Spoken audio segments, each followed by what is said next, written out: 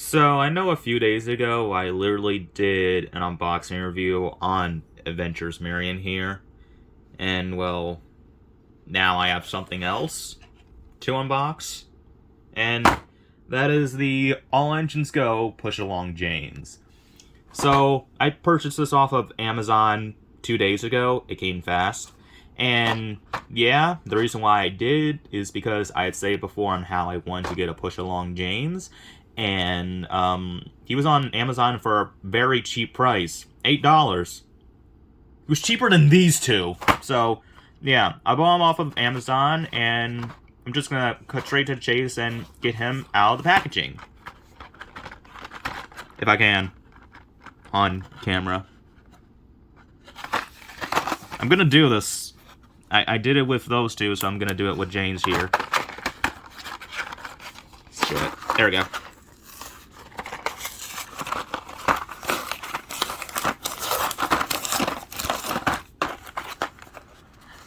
So I'm doing this unboxing review on the floor this time. Just because I want these guys to be on solid ground, or at least something that's flat.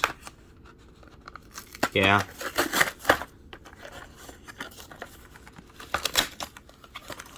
So, how about that Bachman Bryant that got released yesterday? He looks beautiful. Or whatever, he's a toy train. So, I don't know how he can necessarily be beautiful.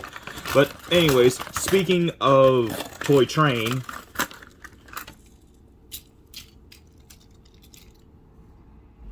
Hey, James.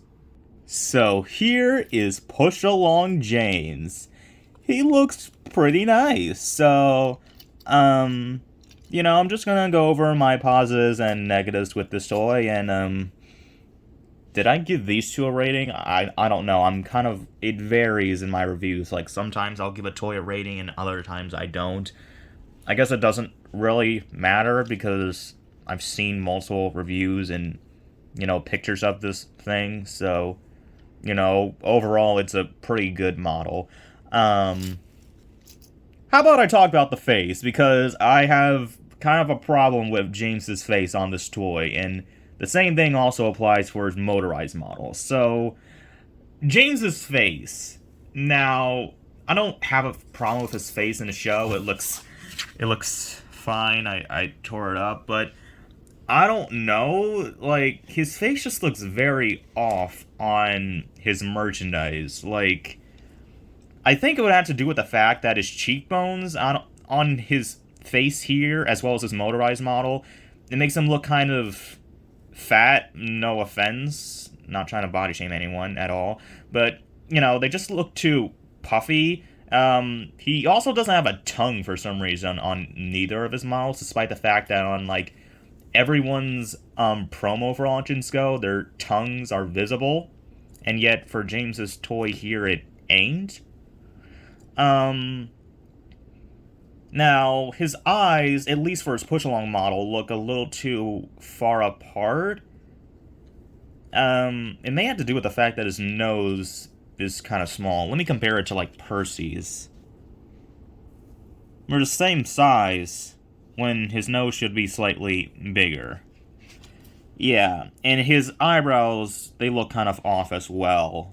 I don't know how to explain it properly, but, like...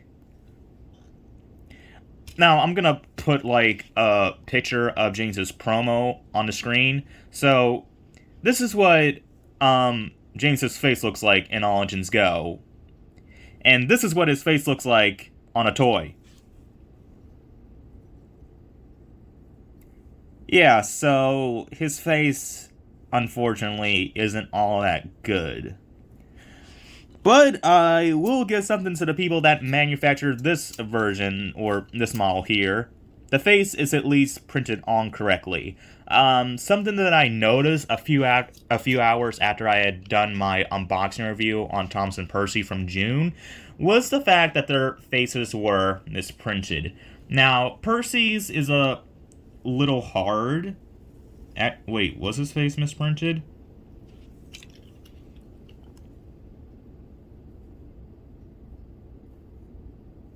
Actually, his face looks completely fine. It's slightly misprinted, maybe. Or maybe I'm just seeing things. Thomas's face definitely is, though. You see, his right eye is more closer to his nose than his left eye. So, yeah, before I thought these faces were, like, crooked, but no, that was just me being an idiot. So, yeah. Oops. Also, I gave these two lamps off screen, and this lamp is starting to come off, so I'm going to glue that back on. But yeah, enough ranting about James's face. Let's get on to his other details. Another thing that I don't like about his push-along model is his wheels. Now, I don't understand why they just decided to give, like, the main characters, i.e. Thomas Percy, Diesel, Nia, and Kana, and to an extent, Sandy and Carly, wheel detailing. I mean, it looks nice, but I don't know why they gave it for the main characters only. So, yeah, other than those 7, all the other characters have unpainted wheels, but for some reason with James, they, like, ignoring the gray and, like, spinning thing on their wheels, James's wheels are left completely bare. They're just, like, a shiny dark gray color. Like, they didn't even paint these black. They're just gray. And, yeah, they have visible lines going through them. I don't know. It's like plastic molding or something. I don't know how to manufacture toys. I don't know how plastic and metal work. I'm an idiot. Yeah, so really wish that these things were painted. I could do it myself, but you see, the black paint that I use for these guys, it ain't all too good. And I'm kind of worried that if I were to, like, paint these things black, the paint would gradually peel off over time. So, yeah. Anyways, I think those are probably my only negatives with this. His buffers on his tender are also unpainted, unfortunately. Yeah. But other than those things, James is pretty good. Well, actually, another nitpick, his, smokebox saddle, that's what this thing is called, apparently, it's too wide. And, like, I don't know, from certain angles, like, particularly his front angle, it looks like his smokebox almost looks like in the shape of Pure Sam's, but it ain't. It's hard for me to explain, but, like, from these angles, it looks fine, but, yeah, it's too wide here.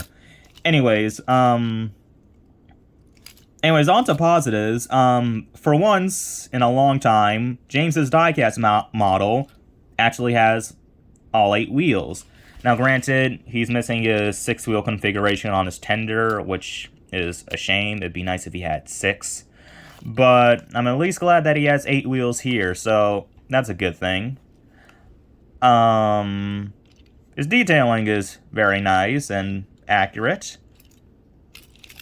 There's the back of his cab. It's open, sorta, but I believe that's what the back of his cab looks like in the show. It's only, like, partly open. I'm not sure, but, you know, it's still kind of accurate. His tender also looks pretty good, too. Let me try and separate it. There we go. So, it is very light. The whole thing is made out of plastic, but it's decent enough. For some reason, though, and I noticed that this only applies for James's push-along model, he doesn't have any tender buffers, which, in all engines go, all the tender engines actually have buffers at the front of their tenders, as well as the back of their cabs. So, yeah, even though that's inaccurate to how he looks like in the series, I don't have too big of a problem with that. Yeah, there's the bottom. So it's very, you know, the tender is simple, but it's fine. Again, I'll paint the buffers later. There's the bottom of James. So, overall, with a couple of nitpicks, James is a pretty decent toy, or model. Technically, it's a toy. But, yeah, he's pretty good. Now, I will make some modifications to him to make him look more accurate to his TV series counterpart. So, I'm going to paint his whistle up there. I'm probably going to paint it gold because the yellow paint that I use for some of my engines, sometimes it can wear a bit easily, and by that I mean if I touch it too much, then the yellow gradually gets lighter and duller in color. So, yeah. I ain't gonna paint the wheels black because that's a risk I'm not willing to take. Um, do the smokebox frames red, and I'll give them a lamp like how I did for Percy and Thomas, and I'm gonna reglue that as well. And, of course, I'll paint his tender buffers black. And that'll probably be it. Yeah, so that's it for this review. And, I'm gonna see if I can get Gordon or Emily next, because their push-along models look awesome, in my opinion. Especially Gordon's. But I have to wait for them to pop up on Amazon or eBay. At least, if they do pop up, they better be for a decent price. I ain't paying like $50 for them. But, yeah, that's it for this review, and I'll see you guys next time, I guess. Bye.